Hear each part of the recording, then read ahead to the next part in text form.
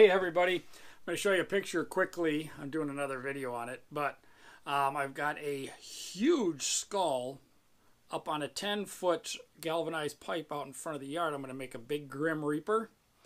But the problem is when he's that high, his head is looking straight out.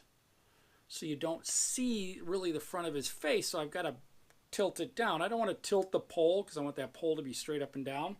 So I'm figuring, how can I do it? Could I heat up the pipe and bend it a little bit? I could do that. First, I'm going to try, I glued some plywood together. I cut the circle out of it with my 4.5-inch hole saw on the drill press.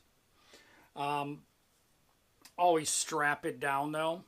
Your board on the drill press was that big. I thought I could hold it and couldn't hold it. Spun around, hit me in the hand.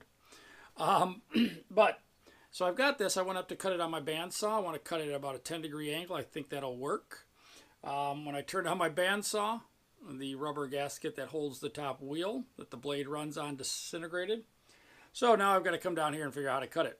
Could try and do it with my handsaw, but that's going to be a lot of wood to cut through.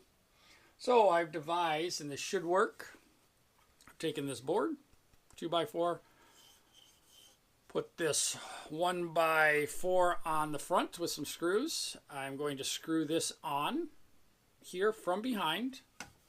I've already got it marked on here approximately where the screws will go in, so I can stay outside of that with the blade tilted at a 10-degree angle. We'll see how that works. I'm going to go real slow, got my safety glasses on. I think this should work, and this will give me my angle of 10 degrees when I put this back on that bracket. So let's see how this works out. So we're going to probably have to cut a board to go underneath to tilt his head down this way. So here are the plywood pieces that I glued up, 3 boards. And here it is after I cut out on the drill press with a 4.5-inch hole saw. You can see the wound on my hand. And here we go to the chop saw. Let's see if this works. We'll take it slow. Got my safety glasses on. Worst thing is it could fly off there, but let's see how it goes. Real slow and steady. Well, that turned out great. So I've taken the board off of here, took the screws out, and I've got 2 with 10-degree angles. This one's a little thicker. So what I'm going to have to do is buy some lag bolts that'll go through the bracket, through this board, and then into the other plywood that I put inside the skull. But this should give me a 10-degree angle. Should work out, I hope.